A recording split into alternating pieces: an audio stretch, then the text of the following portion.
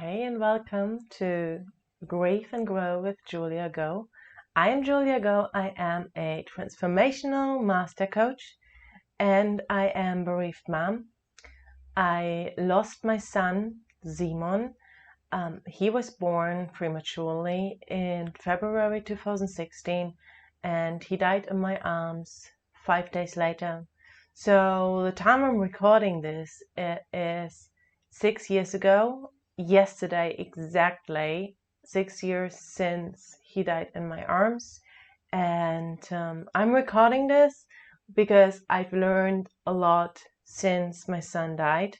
And coaching brought me something that I didn't think was possible, and that is a happy life. I'm enjoying my life, I'm loving my life, I'm loving myself.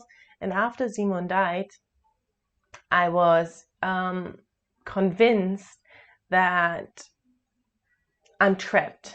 I'm trapped in a life where I can't be happy. I can't be happy if I don't have my son. I can't be happy if I'm not if I'm not mom. And I felt lost in my life and in my identity, in who I am, what I wanted. And in this podcast, Grieve and Grow, I'm going to share more about those 4 processes that were going on for me. And in this very first episode, I want to share a little bit about my mission, my intention, and one tool. So let's start with one tool because I think that is really, really important.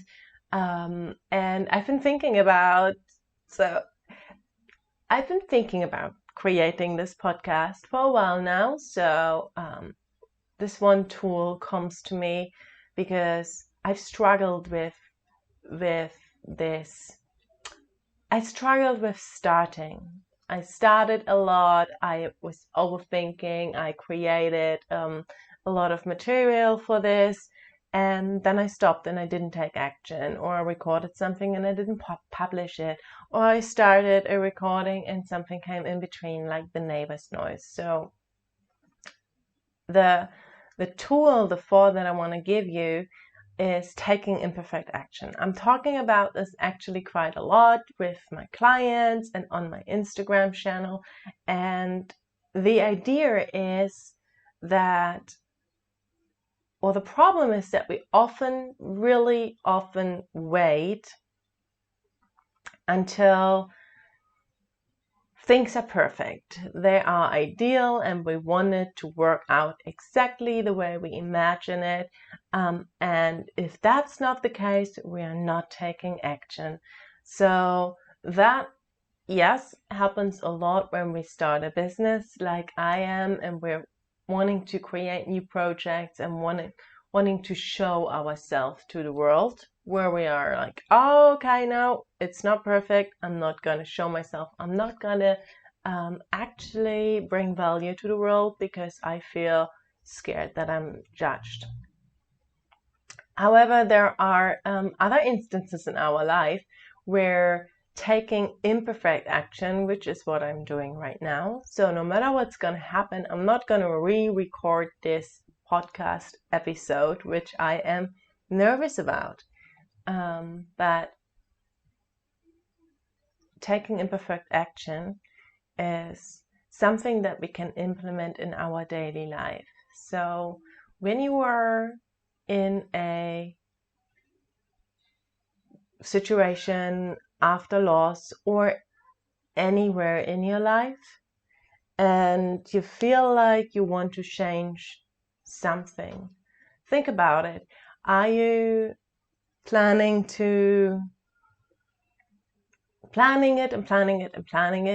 and you don't start doing it? Are you overthinking it? Or are you allowing yourself to just step into it no matter if you're ready or not? Because the truth is, we're never ready. We're never ready to really do something.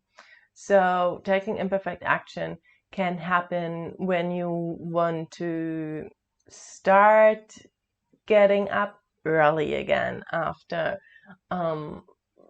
after feeling like you've been sleeping for half of the day and you got out of your rhythm, and you want to get back into a routine that you know is good for you. So everything I'm saying without judgment and without telling you that getting up early is the right way to do things. So that's one thing I really want you to know, that there is no way that I know what's right for you. And if sleeping in is what you need right now, that is perfect. However, sometimes we want something for ourselves because we know it actually would be good for us. And that might be getting up earlier again, or getting into a routine, getting into a rhythm again, because we realize for ourselves right now, this is not working anymore. So we need to change something. And then we think to ourselves, oh, okay, I want to get up early again. Tomorrow I set my alarm at 6 or 7, and that actually might be like 4 hours earlier than you usually set your alarm.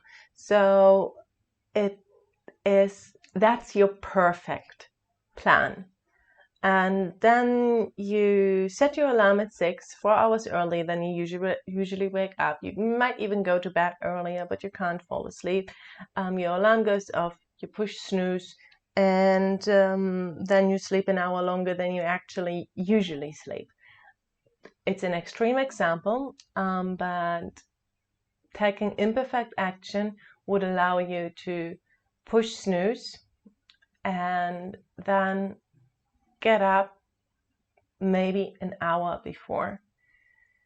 Not setting your expectations so high that you can't reach them, but set them to a level that is achievable for you. Inevitable to get up 15 minutes earlier each day. For example, inevitable to record this podcast. And okay, let's dive into the second one. I hope this little tool, this little thought brings you something. I'm going to share more tools and thoughts that help you creating a life you enjoy and loving yourself again. And my goal in this podcast, my intention for this podcast, is a lot of authenticity, a lot of imperfect action, but it is the connection between grief and growth. Because after I lost my son, I went to therapy and I did coaching, and I felt a disconnection between both of them. Which means that I've always been drawn to coaching. I've always been drawn to self-help and positivity. And after losing my son, I was looking for a coach who knows the thoughts that I am struggling with, who went through the experience that I went through, who knows how devastating it is to lose a baby and lose all your future plans with it, and feel like you live in a parallel world where now this should be the due date, or this should be the first birthday, and you feel like your relationship shifted gears, and you feel like you're not sure if your work environment is what you want anymore. And coaching has a lot of awesome aspects, which is why I became coach.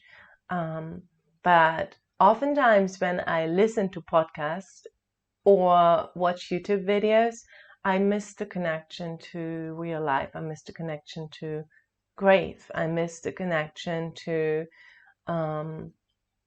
raw, hard, difficult stuff. And I'm really pleased that there is more going on in this direction already now. since 6 years ago when I lost my baby. But I feel like there is nothing yet that, or for me, like there is nothing yet that really combines both. Like there is a lot of literature out there that allows you to authentically be sad and allows you to put words to your experience of losing a baby, and I'm really grateful for that. But I also wanted tools that help me to move forward, to love my life again when I was ready for it. Like not right after, but there was a time when I was like, okay, I want to move forward, but I don't know how. I don't know how without feeling guilty. I don't know how without feeling like I am forgetting.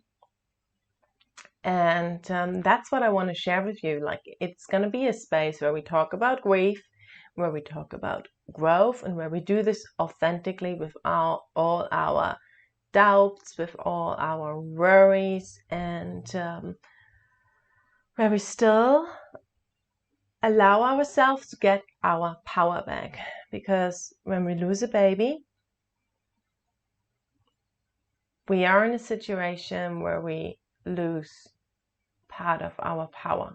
Most of us, all of us, have not signed up for this consciously. Maybe as our souls, but that's a different story that we not all need to buy. But we lost our baby, or our babies in some cases, and we feel like some sort of control is ripped out of our hand. For me, that was really difficult because I always try to be as much in control of my life. I've been like high achiever and I was used to getting what I want. Let's say that. And losing Simon completely ripped me out of that narrative. So it took some internal work to get back to feeling my power, to step into my power, to trust myself, to trust my decision, and to trust life, to love life. So that's what we're going to talk about in this video podcast. And okay, that's my intention and my mission and my big vision.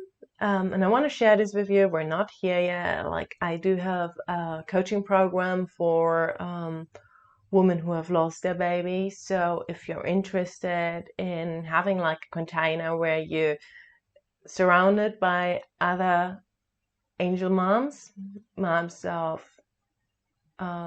have lost their baby, and who want to learn how to love themselves and life again, have a look at my website. But everything at its time. So when this feels right for you, check it out. If not, I want to give this podcast like as an input for you to start healing and allow yourself to grieve, allow yourself to feel, allow yourself to grow in your tempo, in your timing, with your timing, whatever growing means to you.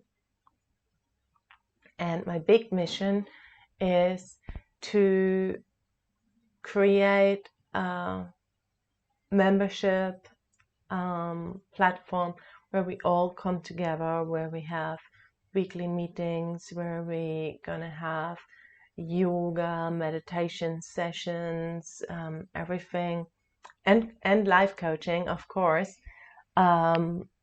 everything knowing that we are in a safe space for women who have lost their baby and so we know we are in this container where during a yoga session we can just start crying. It's safe. Where we during a meditation can just end the video because it was just we needed some breathing outside of this meditation. No one gets offended, no one gets hurt. And it's also meant to be a space where we learn how to deal with our triggers in a way that serves us and where we are taking back control instead of allowing our triggers, our grief to run our life. Like triggers and grief and emotions, they are all amazing things. Sounds weird, but they are all great teachers. And being great teachers, it is, in my opinion, really important that we step back into our power and allow ourselves to not let those triggers, emotions, thoughts run our life, but we see them from an outside perspective. I will talk more about this in upcoming podcast episodes. And for today, I want to leave you with the thought, going back to the beginning of the episode, what kind of imperfect action can you take today? And I just want to acknowledge, and if you are following me on Instagram or Facebook and watch any of my videos, I acknowledge that a lot. I am living in Buenos Aires, Argentina at the moment, and my home office is in a neighborhood with a lot of children around, and we have this child just next door, and they can be really noisy, so there is sometimes laughing, giggling, sometimes crying, screaming, and if that is triggering you, deep breath in and out. And if you really have a trauma trigger where it's getting really close to you, you can focus on something outside of yourself. Try to find something in all of your senses. What can you see right now? Which brown things are there in your room? What can you smell right now?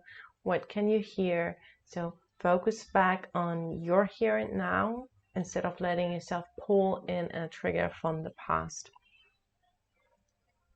Okay, so drawing back to the beginning of the session, what is one imperfect action that you can take today? I really would like to inspire you to find something that works for you. This is not meant to push you to not grieve anymore, or to not feel bad anymore, or to do something that you don't want to do. Not at all. It is meant for those things that you want to do, and do them imperfectly instead of waiting for the perfect moment, the perfect timing, waiting until you're ready. Like, if you want to do it now, you are ready. Okay? And maybe that is giving yourself a hug, embracing self-love, or maybe it is calling a friend that has reached out to you and you have not called them since your baby died because you were not ready, but you've been thinking about it, and then you feel guilty now that you haven't done it, and whatever is going on in your brain. do that imperfect. Yeah, no big excuses, no nothing. Just say like, hey, I'm here now. And yeah, thank you for listening. I do have an ask, I do have a question. Like, with my mission, I would like to have as many people listening, watching as possible. So if you found this helpful in any way, what you can do is share it, leave a review, leave a comment, like it. All of that really helps to reach more people. And of course, I would not ask you, like, if it is all of this gave you nothing, don't do any of this. But if you think someone else might benefit from seeing this, I really appreciate your help with sharing. And yes, I thank you so much, and I see you next week. Hear you next week. Bye.